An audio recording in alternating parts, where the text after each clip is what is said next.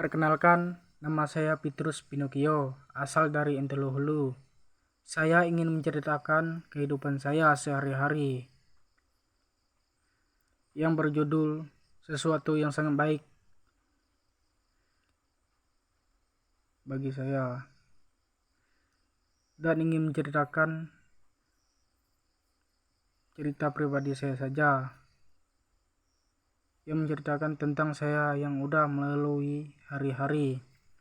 Kemarin saya tidak beribadah karena saya terlalu sibuk dengan pekerjaan yang ada di ladang. Walaupun saya tidak beribadah, saya tetap beribadah sendiri tanpa harus bekerja. Saya ke ladang ikut orang tua saya panen padi. Sesudah panen padi, kami pun pulang dari ladang. Saya duluan pulang dari ayah dan ibu karena saya ingin mengerjakan tugas yang diberi guru dari sekolah. Lalu saya berjalan pulang dari ladang, melewati hutan-hutan yang agak menyeramkan. Tetapi bagi saya bisa melatih keberanian dan tidak takut saat melewati hutan yang seperti itu lagi. Setelah saya udah melewati hutan itu tadi, baru saya sampai ke rumah sekitar jam 5 sore.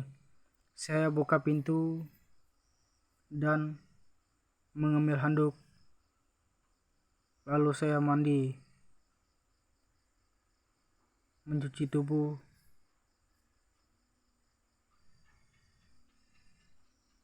Sesudah saya mandi, lalu saya makan. Setelah makan dan minum air putih, saya mengerjakan tugas yang diberi guru dari sekolah. Setelah beberapa menit, saya pun selesai mengerjakan tugas dari sekolah. Lalu saya nyimpan peralatan yang udah saya gunakan untuk belajar dan nyantai di ruang tamu sambil nunggu hari malam. Ibu dan ayah pun tiba di rumah. Hari pun udah mulai gelap. Lalu aku hidupkan lampunya. Lalu belajar lagi. Beberapa menit saya pun udah belajar. Tiba-tiba ada seorang yang memanggil saya. Lalu saya menjawab, "Ya, siapa?" "Saya," kata Dago. "Oh," kata saya.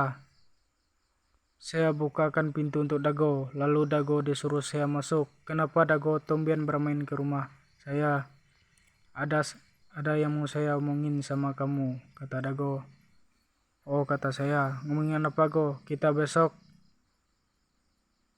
ngerjakan tugas ya," kata Dago. "Ya," kata saya. Setelah kami berdua udah bersepakat ingin mengerjakan tugas, lalu Dago pamit dan pulang. Saya pun mengantar Dago ke depan rumah saya. "Hati-hati ya, Dago," kata saya. "Iya," kata Dago. Saya pun lalu mengunci pintu depan dan masuk ke kamar. Sebelum tidur, saya menghayal yang sangat berarti di pikiran saya. Lalu saya tertidur. Keesokan paginya, saya bangun jam 4 subuh.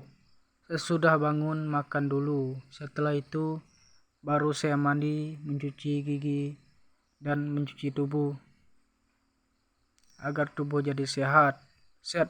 Saya pun selesai mandi. Saya ganti pakaian dengan pakaian sekolah.